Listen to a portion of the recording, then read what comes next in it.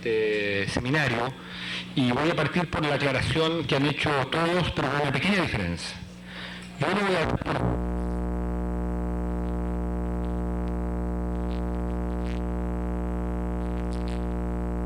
cosa que no corresponde a ninguna de las otras categorías y que no se entiende. Además, hablo rápido, pronuncio mal. Con lo cual, digo para las personas que quieran salir antes que comience yo, ningún problema.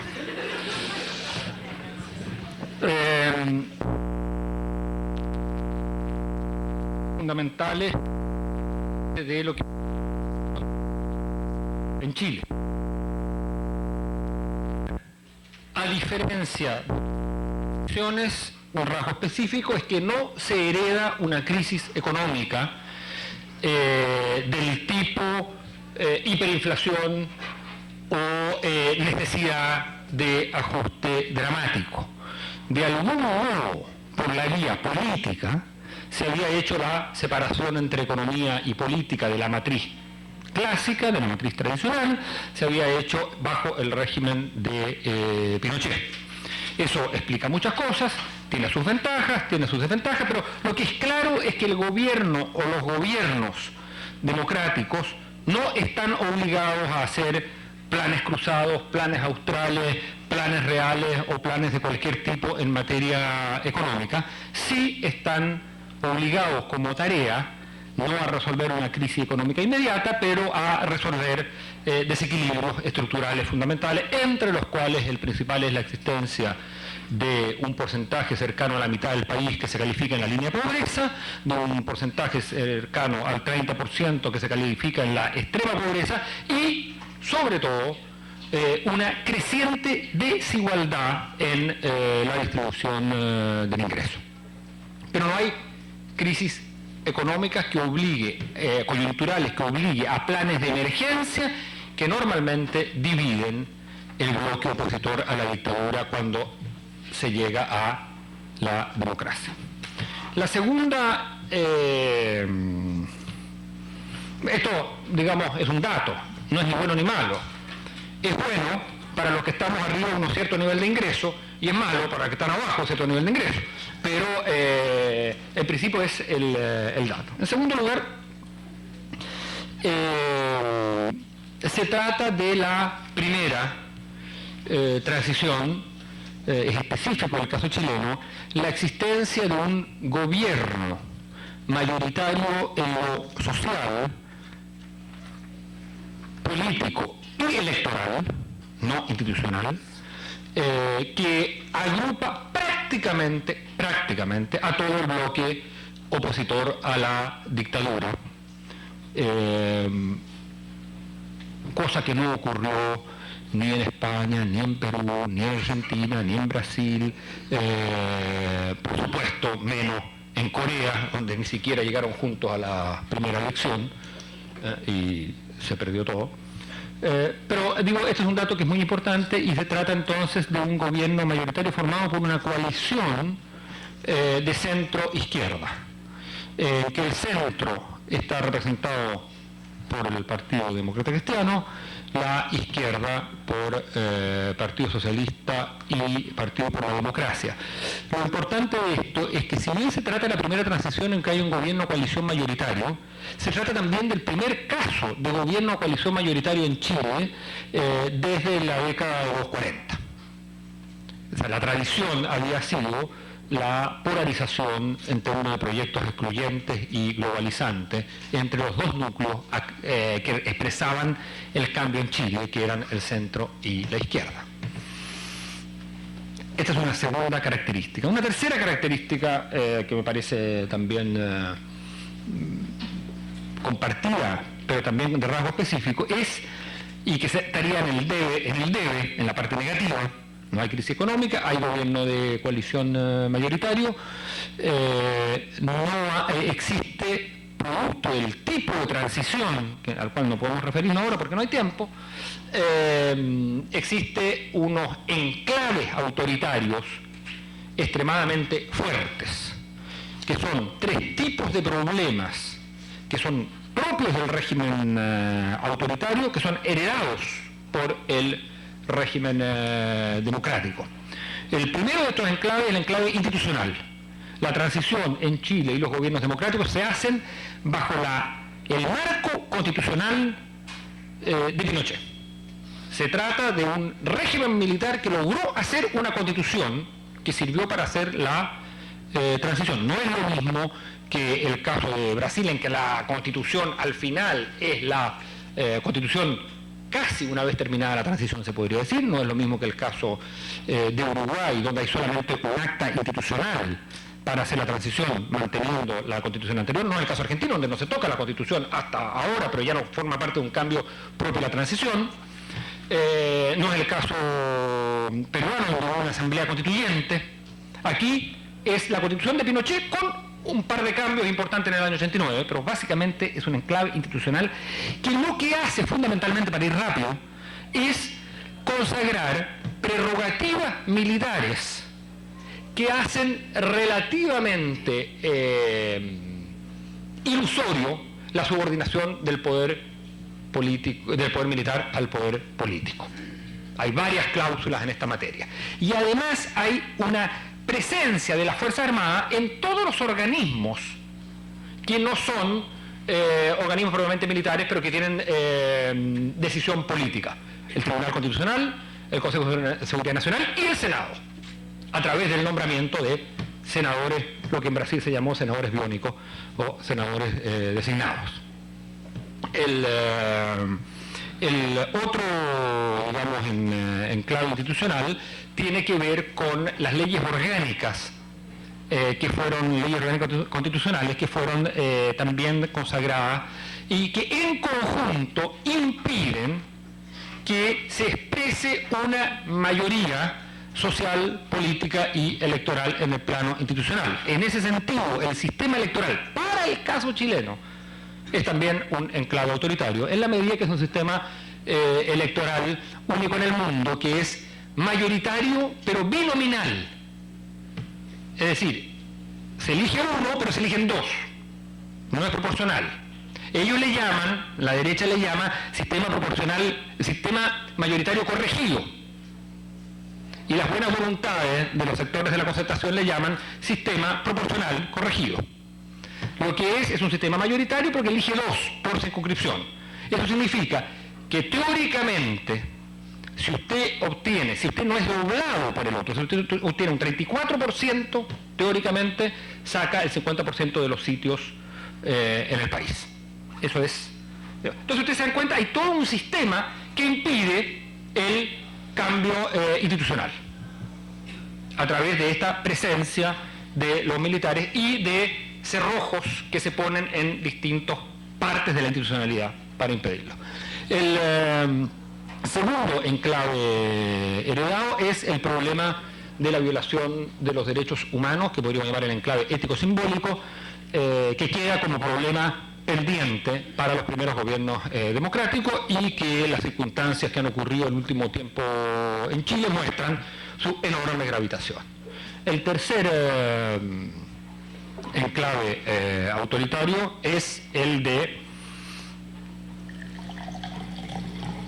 lo que podríamos llamar el enclave actoral, es decir, ciertos actores que no juegan las reglas del juego democrático completamente, que las juegan renuentemente, y los podríamos englobar, para ir rápido, bajo el nombre de pinochetismo.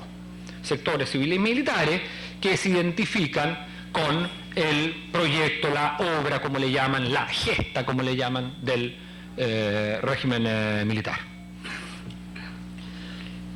Dichas las cosas así, uno podría decir que entre el plebiscito de 1988 y el 11 de marzo de 1990, en que asume el primer gobierno democráticamente elegido, tenemos probablemente lo que se llama transición.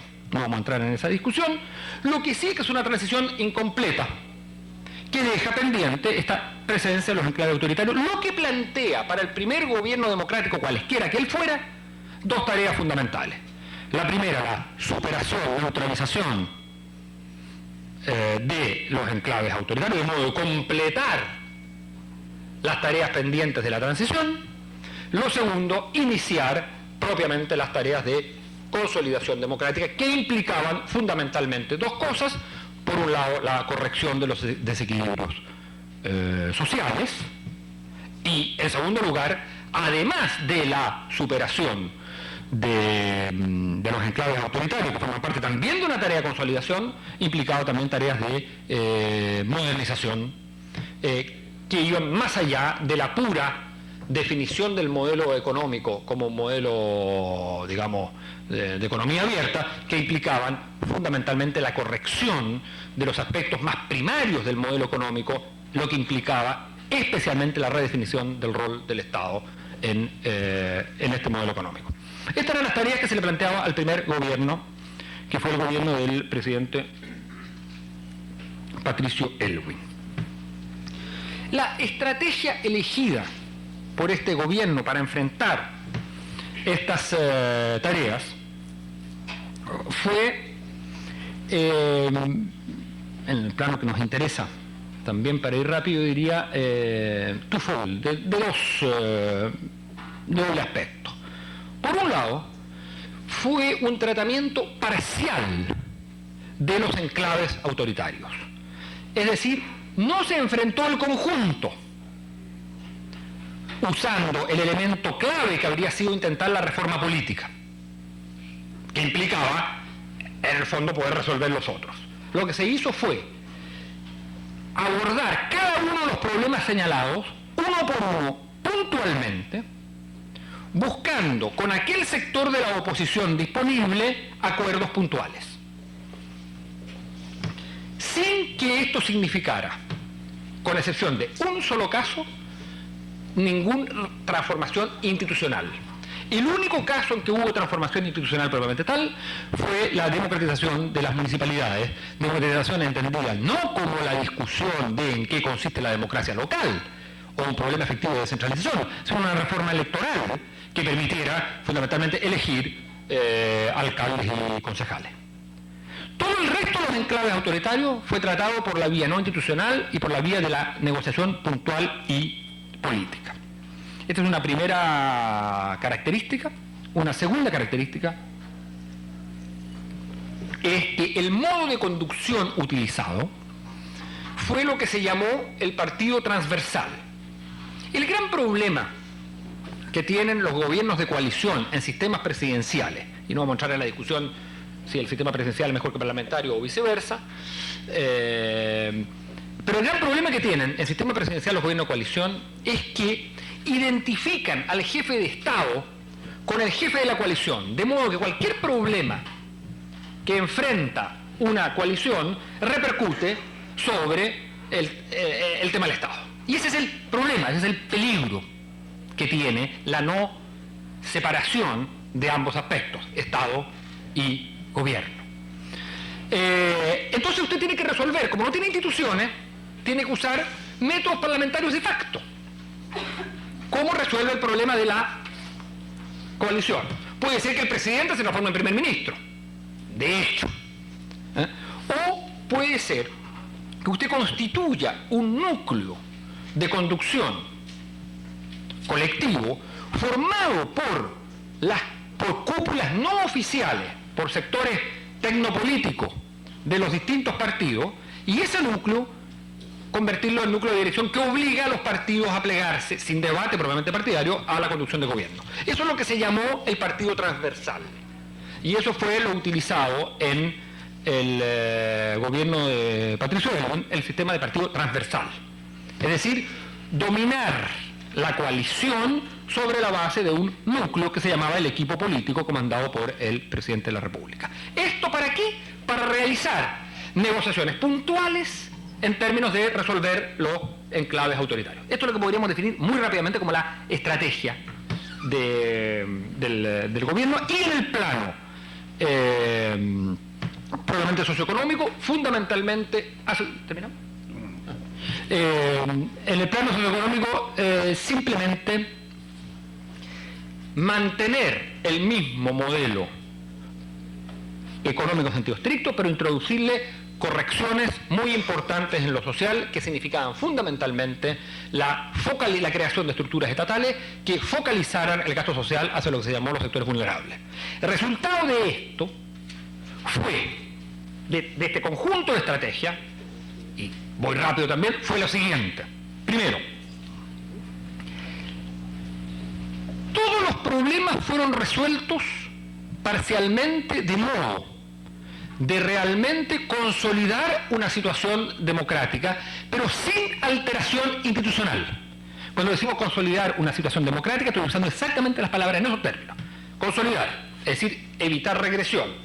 Situación democrática, porque el problema es, y aquí necesitamos conceptos, y Juan Lince en este país inventó un concepto para definir el régimen militar brasilero, habló de situación militar, situación autoritaria, en vez de régimen autoritario. Yo creo que era un error, porque una situación que dura 15 años es demasiado larga como situación.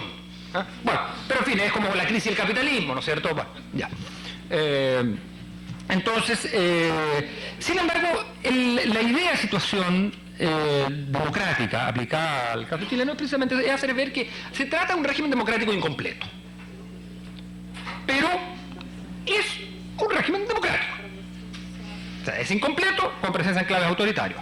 Ahora, cuando decimos situación democrática consolidada, lo que estamos diciendo es que esto se consolida en su doble dimensión de los aspectos democráticos y los aspectos no democráticos. Es decir, en Chile la transición terminó, dejó tareas pendientes, quedó inconclusa, como proceso terminó, quedó inconcluso, pero se consolida una situación, es decir, no hay posibilidad de regresión autoritaria.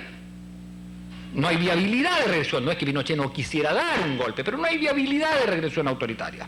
Sin embargo, se consolidan tanto los enclaves autoritarios como las instituciones democráticas. Lo que se consolida es este régimen híbrido a dominante democrática, pero con elementos autoritarios dentro de ellos. Esto significa entonces que no hay transformación propiamente, no hay reforma institucional en ninguno de los aspectos. Por ejemplo, el tema de los derechos humanos se resuelve también parcialmente, con un informe a la Comisión Sábato, Comisión Rettig, y con la posibilidad que la gente presente casos en los tribunales. No hay ley de punto final, no hay ni siquiera ley de reinterpretación de la ley de amnistía que había dictado Pinochet. Hay situaciones manteniendo el mismo marco institucional. En el caso de las Fuerzas Armadas, Pinochet pasa a ser en lo político un personaje ridículo. En lo personal siempre lo fue, pero en lo político pasa a ser un personaje irrelevante. Sigue siendo comandante en jefe, no puede ser cambiado por el presidente de la República y tiene un poder institucional en Fuerzas Armadas que tiene enormes prerrogativas muy grande, pero no tiene poder político. O sea, se neutraliza el enclave, pero no se le supera. Y así podríamos decirlo en prácticamente todos los aspectos. El otro resultado importante en este caso es que por lo tanto las tareas pendientes de transición quedan pendientes para el próximo gobierno. Lo otro es que en el plano económico-social se logra una disminución significativa de los niveles de pobreza, alrededor de 1/3, o sea, bajan los niveles de pobreza en un 30%, y eso significa disminución real de la pobreza, pero no disminuyen, sino que o se mantienen o aumentan, depende de la discusión en esta materia, los niveles de desigualdad. Es decir, el problema planteado, hay núcleos duros de pobreza que ya no pueden ser eliminados de la misma manera como fueron eliminados en el primer gobierno, porque los primeros núcleos que se eliminan como núcleo de pobreza es relativamente más fácil. Se trata de la incorporación, por ejemplo, de mujeres jefas de hogar al trabajo. Una vez que eso está copado, que permanecen núcleos duros. Pero el problema principal es que las distancias tienden a aumentar. Los pobres no son más pobres, pero los ricos son más ricos. ¿Qué se le plantea entonces al segundo gobierno democrático? Si ustedes se dan cuenta, el segundo gobierno democrático hereda los enclaves autoritarios, hereda la legitimidad del gobierno democrático y una valoración muy positiva de la población respecto al primer gobierno, lo que se expresa en la votación más alta en la historia de Chile de una mayoría presidencial. Tiene que ver la personalidad, el nombre del candidato, etcétera, pero tiene que ver también el hecho que la Concertación, 4 años después, logra mantener incólume la opinión pública favorable a ello en un piso de 53%. Entonces, hereda esos aspectos negativos, no están resueltos los enclaves autoritarios, mantiene la legitimidad de la coalición, una coalición que todo el mundo, entre otros nuestro Guillermo Dónel, en un artículo escrito aquí en Brasil, presagiaba que no duraba 2 años. La coalición se mantiene intacta, y no solo se mantiene intacta, sino que aumenta su votación. El problema planteado al gobierno es doble. Por un lado, el tipo de conducción que va a elegir, por otro lado, cuál es la problemática que debe enfrentar. El tipo de conducción que el gobierno elige en un primer momento es, por comparación con el gobierno anterior, abandonar la idea del partido transversal y hacer una especie de cogobierno, como bien decía un sociólogo chileno, ni siquiera, no partidario, no suprapartidario. El gobierno decía que iba a ser suprapartidario y de excelencia. La verdad es que el gobierno, el primer gabinete no fue suprapartidario, fue subpartidario. Ni siquiera partidario, porque fueron los jefes de fracciones de los distintos partidos que constituían la Concertación. Eso no duró. Resultado, no queriendo volver al partido transversal, se optó por la hegemonía del Partido Demócrata Cristiano sobre el conjunto de los otros partidos, y más que del Partido Demócrata Cristiano, de un núcleo popular del Partido Demócrata Cristiano. ¿Por qué señalo este punto? Porque uno de los problemas pendientes en el largo plazo es cómo usted genera instituciones que permitan gobiernos de coalición, donde la competencia interna, necesaria para mantener las identidades partidarias, etcétera, en un país en que la legitimidad partidaria sigue siendo alta, la competencia interna no arruine la posibilidad de unidad. Ese es el primer problema. Segundo problema, este gobierno no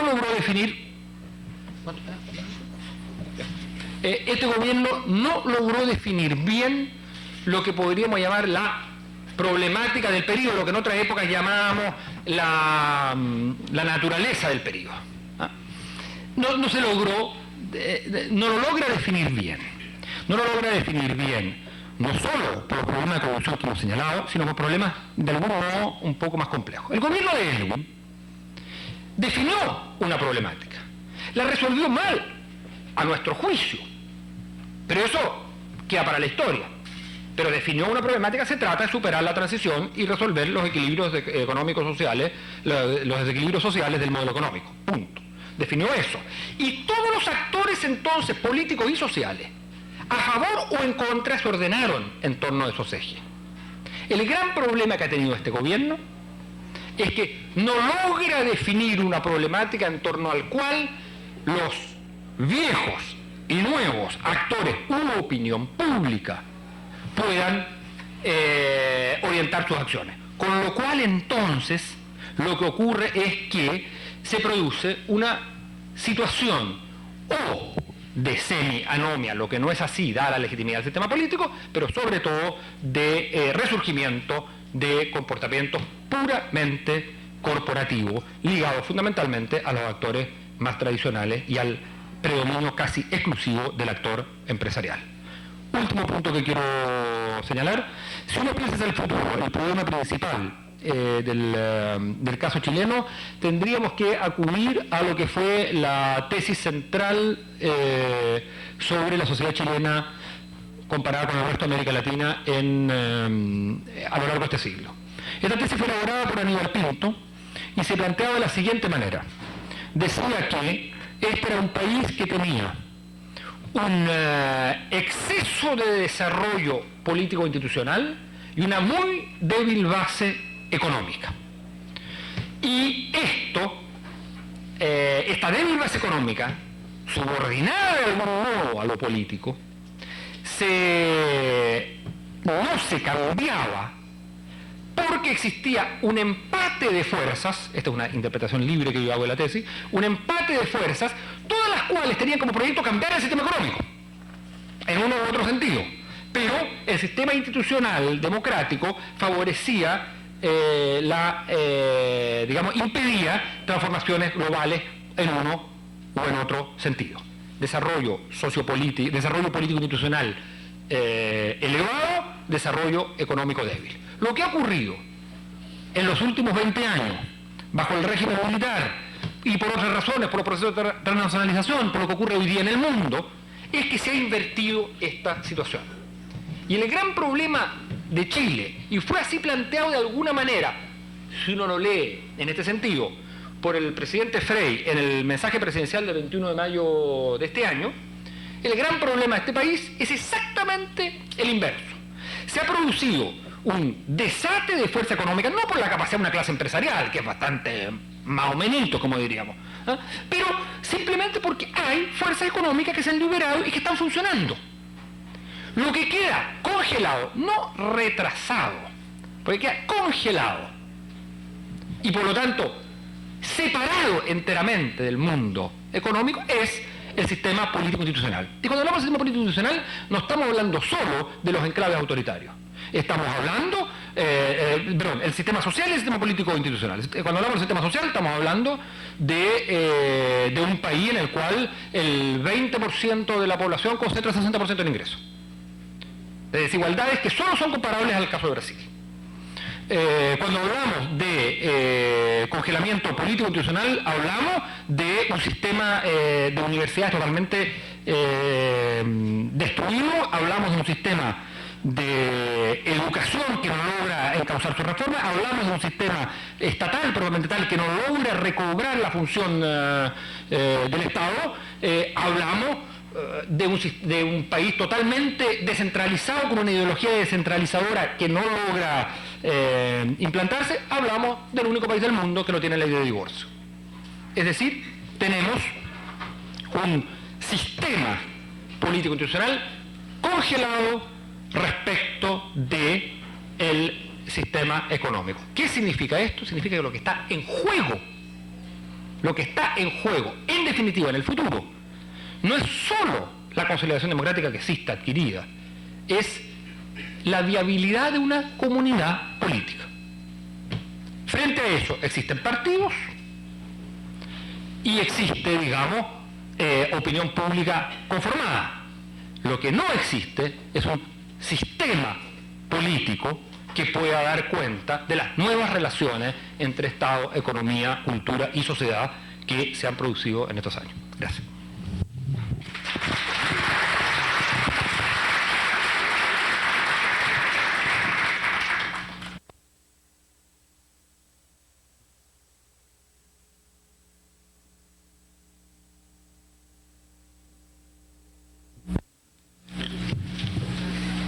No es por casualidad que en una misma mesa pongan a chilenos y a peruanos, porque si alguno quiere ver las diferentes caras de la medalla, este es el mejor ejemplo. Bueno, yo quería seguir de alguna manera un poco el orden que ha seguido Manuel Antonio, pero con una diferencia.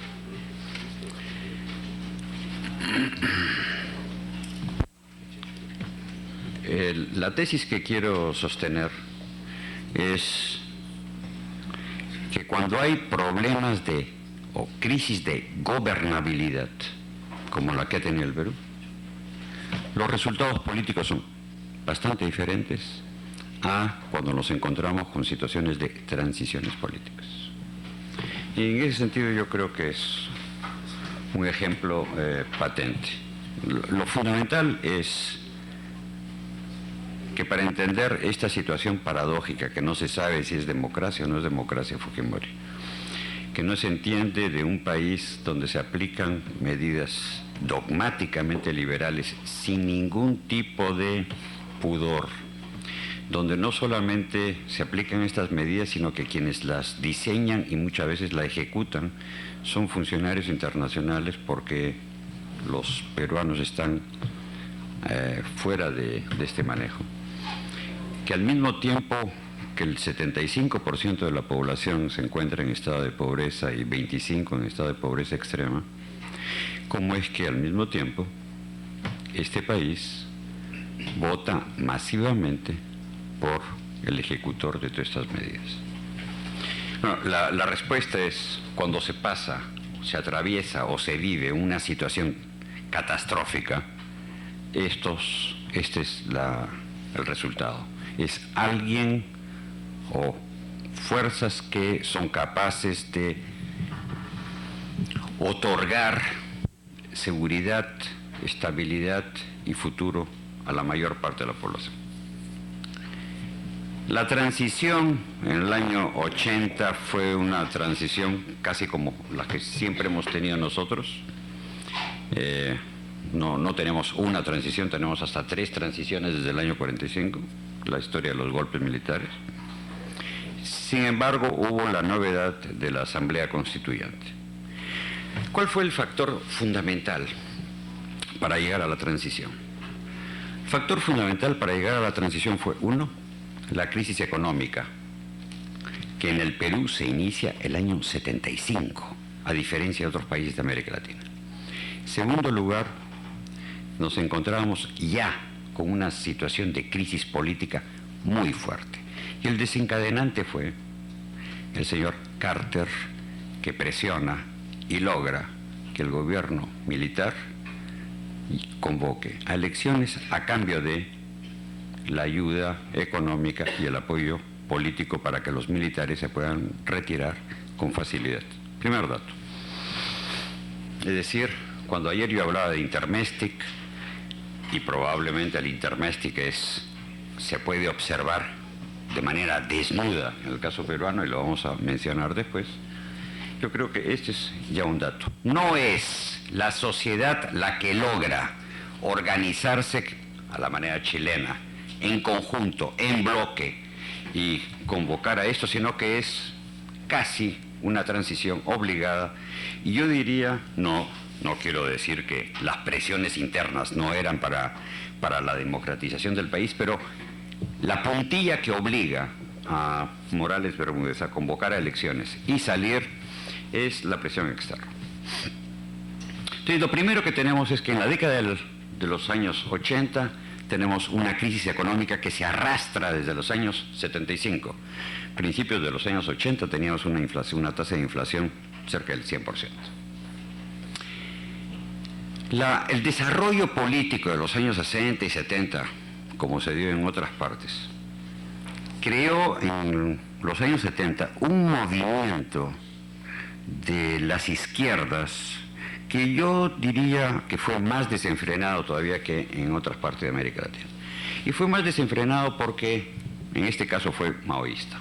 Piensen ustedes que hay pocos países de América del Sur donde el maoísmo ha sido mayoría.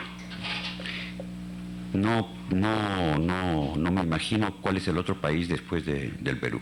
Claro, en el caso boliviano tenían trotskistas. Es decir, no creo que sea...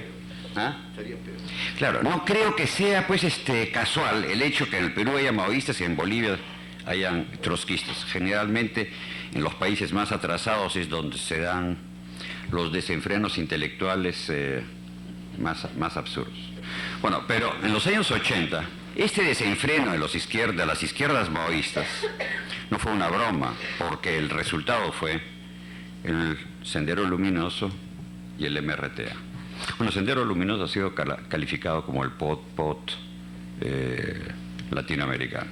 Según las estimaciones del Departamento de Defensa, si es que Sendero Luminoso ganaba en el Perú, hubiera sido la segunda o la tercera masacre más importante de los últimos 20, 30 años. Bueno, y de hecho lo hicieron.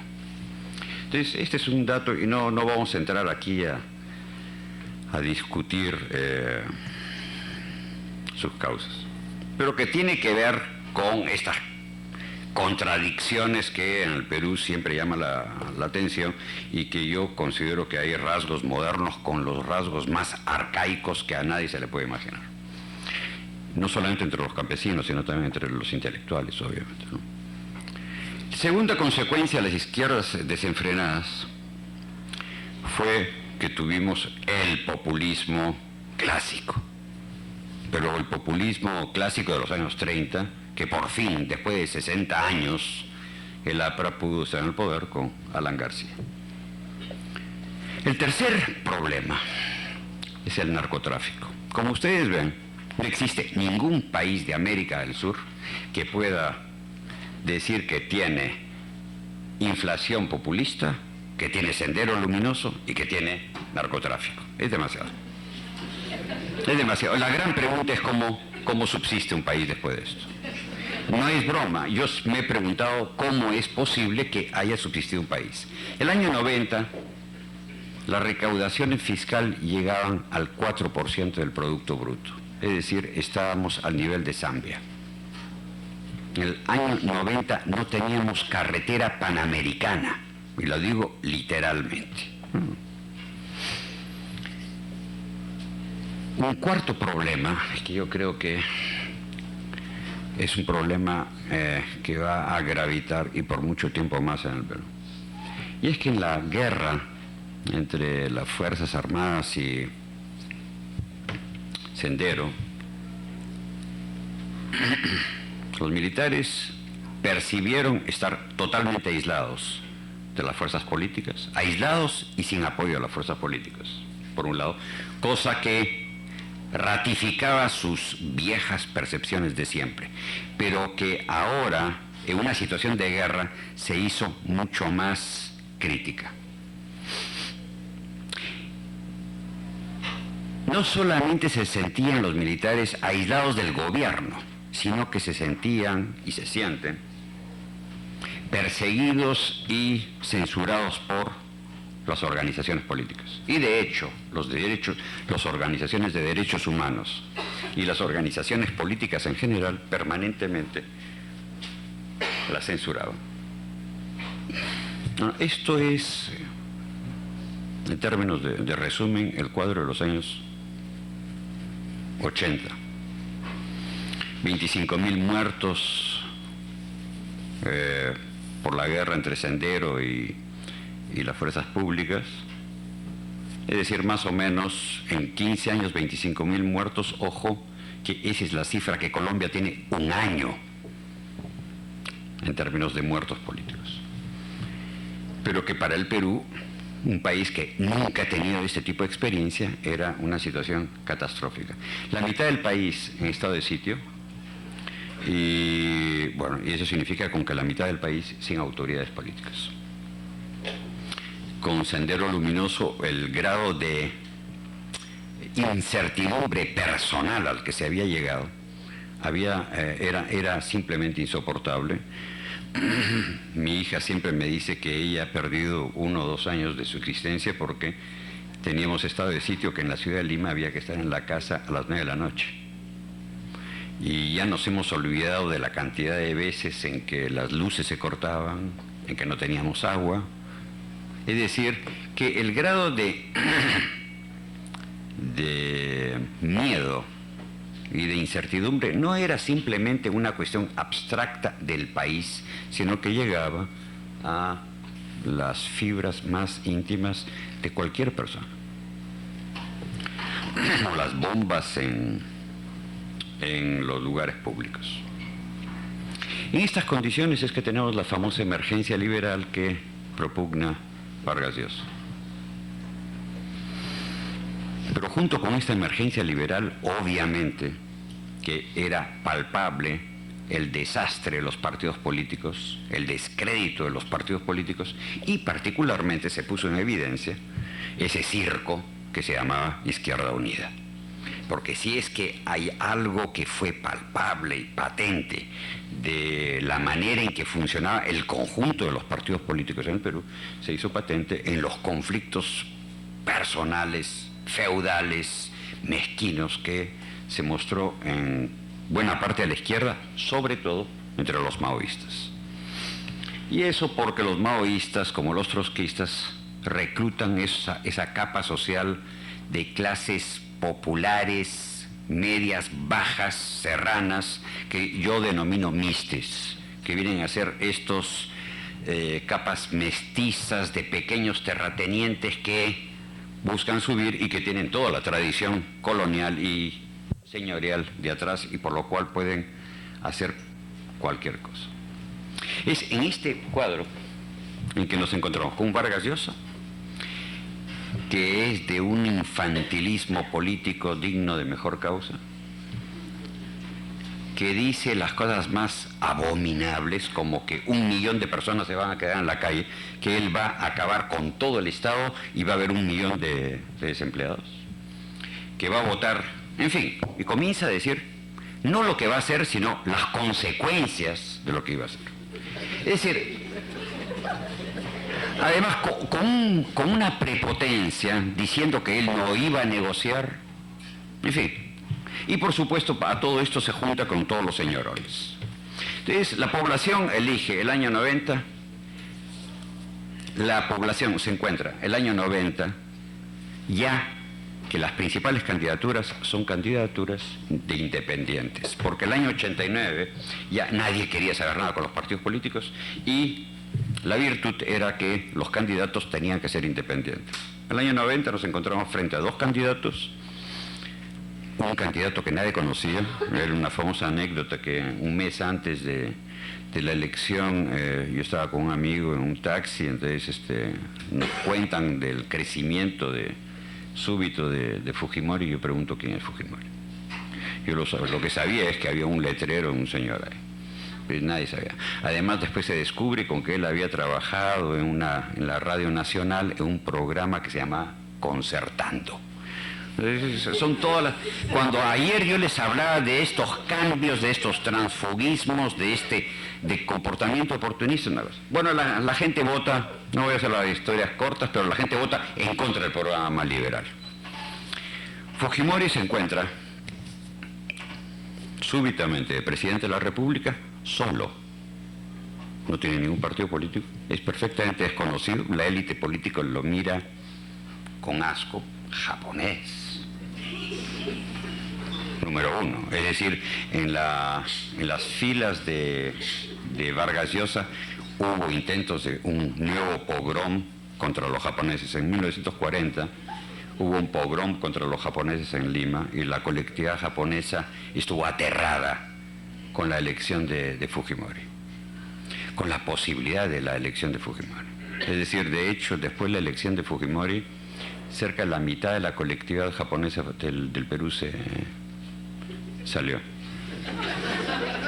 No, porque hubo pedradas contra tiendas de japoneses, hubo insultos y los grandes señorones salieron diciendo que este no es un peruano porque el esqueleto de sus padres no estaban enterrados en ningún panteón patriótico. Bueno, se encuentra absolutamente solo. Y súbitamente lo trasladan al círculo militar para darle protección, porque no tenía ni siquiera una casa, un local donde quedarse. Y a partir de ahí, no les voy a hacer la historia larga, a partir de ahí se establece una muy clara relación Fujimori-los militares. ¿De dónde sale esto? En el año 89, un grupo de militares designados por el Comando Conjunto, elabora un proyecto que se denominó Proyecto Alfa, con el mismo título con el proyecto de Velasco Alvarado en 1970, que también se llamó Proyecto Alfa. Y quienes lo llevan son los 2 miembros del Servicio de Inteligencia, a Fujimori, lo llevan a este círculo militar los 2 miembros del Servicio de Inteligencia que habían trabajado en la época de Velasco, Vladimiro Montesinos y un sociólogo llamado Rafael Merino, que nadie sabe de él. Y le presentan el volumen, y ese es un volumen de hacer el proyecto nacional que los militares habían querido hacer en los años 70. ¿Cuál es el diagnóstico? El problema del Perú es que le sobran recursos naturales, tiene excelente gente, pero lo que le falta es estabilidad política, nada menos. Entonces lo que hay que hacer es un gobierno de largo alcance, de 20 a 25 años, de tal manera que le dé estabilidad política, como Pinochet, que le dé crecimiento económico, y después se verá qué pasa con la democracia. Uno de estos generales después fue expulsado por Fujimori y se pasó obviamente a la oposición democrática.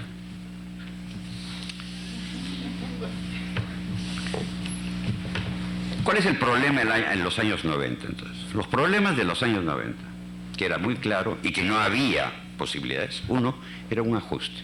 Perú no tenía ningún margen de posibilidades de imaginar un ajuste económico tibio o gradualista. Ahí el Fondo Monetario vinieron y puso el plan, diseñaron el plan, el ministro de Economía suscribía y no había ninguna posibilidad. En el mes de agosto la tasa de crecimiento de los precios fue de 400%. De un día para otro la gasolina aumentó 60 veces. Bueno, es un momento en que hubo protestas, pero al cabo de 6 meses la gente estaba muy contenta porque efectivamente veía que los precios bajaban. El otro tipo de problema era el problema militar. Y yo por eso insisto, a diferencia de otros países de América Latina, cuando se ve el problema político institucional, en el caso peruano se tiene que ver la doble naturaleza económica y político-militar del problema, con lo cual se complica mucho. Para hacer las cosas cortas, el año 92 se captura a Abimael Guzmán y a toda la cúpula dirigente y hay una eclosión de alegría.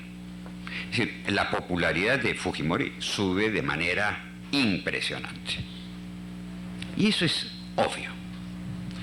Frente a la capacidad de manejo libre de la economía y de las cuestiones político-militares, lo que estaba además eran las fracciones políticas en el Parlamento. Ahí se debatía, se ponían peros, se buscaba de alguna manera frenar las políticas del gobierno. Pero por el otro lado, si es que esto incluso podía ser negociable, lo que no era negociable era el hecho que en el gobierno hubiera cada vez mayores censuras a las actuaciones militares y que los civiles quisieran prácticamente intervenir la acción militar. El año 92, frente a estas dos situaciones, es que se disuelve el Congreso y la gente está muy contenta. La gente está muy contenta porque en el entretanto la estrategia de Fujimori ha sido achacarle la culpa a los políticos y a los partidos de todos los males del Perú. Y en buena cuenta tenía razón. No solamente a los políticos, sino también a los jueces, a los maestros, es decir, a todo el sistema institucional. Todo sistema institucional que estaba totalmente desacreditado. Una de las frases más felices, o una de las frases que tuvo más éxito de Fujimori y antes de Alan García, era que ese local era el palacio de la injusticia y no de la justicia, y que los jueces eran unos chacales. El problema tiene que ver con eso. Es decir, hay una enorme simpatía a la capacidad de eficacia para resolver el problema de gobernar por parte de la gente. Es decir, en una situación de crisis de gobernabilidad, no hablo de crisis de gobernabilidad democrática, simplemente de gobernabilidad, lo que se busca, la gente lo que busca es eficacia para lograr orden, estabilidad y en la medida de lo posible, mejoría. ¿Me das? ¿Cuánto me das? ¿2 minutos? Nuevamente, a raíz del golpe, se observa un hecho que para mí es fascinante porque en el Perú nadie lo quiere ver. ¿Qué es lo que impide el establecimiento de una dictadura abierta? Los peruanos no. El 80% de los peruanos apoyaban a Fujimori. Lo que impide el establecimiento de una dictadura abierta es la intervención de la OEA, de Estados Unidos, de la Comunidad Económica Europea, de los organismos de derechos humanos en todo el mundo. Y sobre todo que Estados Unidos, que tiene la sartén por el mango, dice: no doy plata para el grupo de apoyo para limpiar las deudas con los organismos internacionales. Y por ahí también me dicen que el Japón le denegó totalmente el apoyo al gobierno peruano. De ahí que Fujimori tuvo que ir a la asamblea de cancilleres de la OEA y decir, y justificar el golpe, pero decir que convocaba elecciones. Entonces, nuevamente, yo lo que creo es que en el Perú, pero yo invitaría a gente de otros países a ver cuál ha sido el grado de participación de esto que se llama los actores intermestic. Frente a esta situación, como ustedes comprenden, el delegado norteamericano en el Fondo Monetario recibió la orden explícita de paralizar todo actividad de colaboración del Fondo Monetario con el Perú. ¿Por qué el Perú? Como tengo nada más que 2 minutos, no entro ahí. Pero eso fue el hecho definitivo. Y como gente de la Embajada Americana en Lima me dicen: nunca nos van a perdonar lo que hicimos. Bueno, es en esas condiciones de orden, de estabilidad y de recuperación económica relativa que se dan varias elecciones. En el Perú, desde el año 92 hemos tenido elecciones para elegir a un Congreso Constituyente, hemos tenido elecciones para se ha convocado elecciones para un referéndum para aprobar la Constitución, hemos tenido elecciones para municipalidades y hemos tenido elecciones ahora, el 9 de abril, para reelegir a Fujimori. Simplemente quería decir 2 cosas. Por un lado, la imagen de eficacia que tiene Fujimori, el decisionismo de Fujimori y la sumisión del Congreso, que es ya patente y es cómico, pues, ¿no? Del Poder Judicial y de todo. Pero por el otro lado, la debilidad, la fragmentación y la falta de visión de los líderes de la oposición, yo creo que también contribuyen, y bastante, al triunfo de Fujimori. Una semana antes de las elecciones del 9 de abril, las empresas de encuestas decían que Fujimori perdía 1% al día. 2 días antes había 18% de indecisos.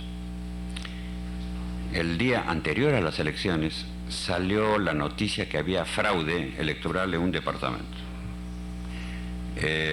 Posteriormente se ha sabido que desaparecieron 37.000 actas, que probablemente fueron blancos y que no hubo nada de fraude.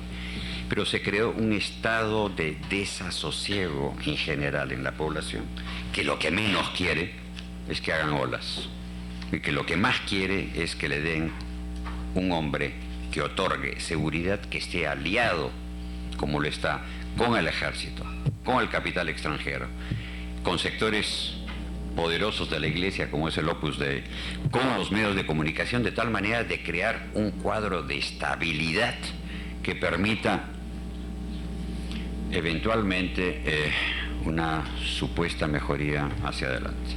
Este sería el cuadro que yo haría. Mañana Rolando Ames podrá expandir el problema y sobre todo ver cuáles son las perspectivas hacia adelante. Gracias.